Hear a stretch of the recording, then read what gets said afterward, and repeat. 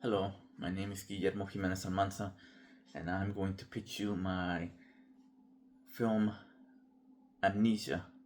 It is a drama about a man who wants to figure out who he is because he's got amnesia and if he wants his life back. And this is going to be complicated by the fact that he's going to have a kid with him that he's going to have to take care of. So I want to ask a general question. Have you ever had to, help a kid, a lost kid in the mall or anything like that? Okay, we can go smaller. Have you ever had to rescue an animal, from just whatever situation, like lift a duck to get him back to his family or save a cat from a road? I've had to deal with the animal situation, and the reason that ties in is because with the protagonist kind of caring for this child, it's going to be based on an instinct, which is the same situation as the question, where it's like your innate desire to just kind of do good and help somebody.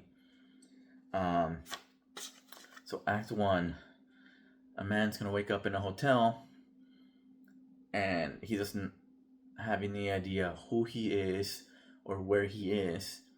And so he, wakes up in the hotel. He starts looking around the room for clues. He starts checking his pockets, and he finds, like, say a card for a laundromat, a business, and then like a card for a club. Um, and then suddenly the bed, the covers on the bed start moving, and he like whips them open, and there's a kid there. There's a small boy. Um, so he's kind of just surprised, right? So now he doesn't know who he is, where he is, or who this kid is. And so he asks the kid, it's like, hey, do you know who you are, or do you know who I am? And so this kid's gonna be about the age to where he can talk, but he's not gonna really be able to communicate any complex ideas. He's gonna be able to tell you if he's hungry or he's got to go to the bathroom, but other than that, he's not gonna be able to help him with the finding out who he is or who the kid is. And he's a kid too, so when he asks him, hey, who are you, who am I, or who are you, he might not even be looking at him. The kid might just be playing with something else. So he wants to investigate the laundromat and the club, the two pieces of information that he found, but he's gotta bring this kid along with him. So before he can go try to find those two businesses out, he's gonna go like get the kid some snacks and maybe a toy, right? So it's like now the kids got food, the kids got a toy, they're ready. They start on their journey to try and find out, who is he, who is the kid, where are they, or whatever. Um, and so with the start of the journey, this leads us into Act 2. So in Act 2, they go to the laundromat, and they ask around. Nobody knows who he is, but they did notice that there's a weird situation going on, with the kid. Like something doesn't seem normal. So there's gonna be this, like let's say a couple. There's a couple that they're polite, but they kind of ask him, hey, this kid, like, what's going on with you and this kid? Doesn't seem like you're not acting like this kid, and so he doesn't know what to answer them. So he just kind of runs away. And then at the second location, he's going to meet maybe a more aggressive people that also notice that something's going on, some weird situation with him and the kid, and they might, like I said, they might be more aggressive, so they might be reaching for the kid because they might think he's in danger or something, and this is where his instincts kick in. He doesn't know who these people are, but he feels like the kid's safer with him because he started with him. He doesn't want some people snatching him away, so he manages to kind of get the kid away from those people and get away from those people, but the kid's a little shaken, he's crying, and so he's kind of got to calm him down. And he at this point, it might have been sometime later, so he's got to feed the kid again, and he tries to ask him, who are you, who am I again, but obviously he's not gonna get anything from the kid. And then at one point, he's gonna have kind of some run-in with some police.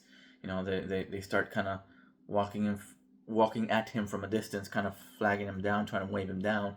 You know, he kind of has a little panic attack, so he kind of runs away. Like I said, they were a bit of a distance, so it's not like they were right there. You know, it's like he thought it was weird that the cops were waving him. You know, they weren't close enough to notice the things that the other people from the laundromat or the club noticed. So it's like, why are the cops after me? You know, and he's gonna have several run-ins with police, making him think maybe he, you know, committed a crime or did something wrong. And as the story goes on, he's gonna become more and more desperate, and the kid is gonna become more and more restless. There's gonna be a thought that pops into his head where he's like, there might be a situation in the future coming up where I might have to ditch this kid to be able to get away from the cops, or I might have to like get caught by the cops in order to make sure that this kid ends up in a safe place, right? Okay, that was Act 2. And then Act 3 is he encounters the situation that he's been pondering, right? Like that he might end up like, I don't know, in a building to where he can run away, but not if he has to carry the kid.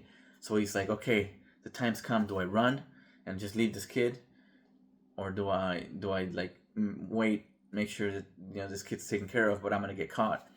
And so he chooses to make sure that the kid's okay, not just for the kid but also for himself, because he's like, okay, if I did something wrong, I want to know what it is. If that's what my life, you know, I'll own up to whatever choice, you know, whatever action I did. And so at the end of Act 3, you're gonna find out that that kid was reported missing, or he was reported missing, and the police are just trying to, you know, they were trying to get them so that they could get him back to their family and not like arrest him or anything, like how he thought they were doing a crime. And that's kind of like how the story ends, is that the situations that he perceived, especially with the cops, are not what he assumed they were. And so at the end, he gets back with, you know, his family and the kid's family, and it's his kid. And that's kind of what I've worked out as far as the notes that I was going off of was that the amnesia alone was not big enough, and it needed to be something bigger, like he's got to take care of a kid. So that's why I explored that idea. So just let me know if there's any questions on the comments or whatever. Thank you.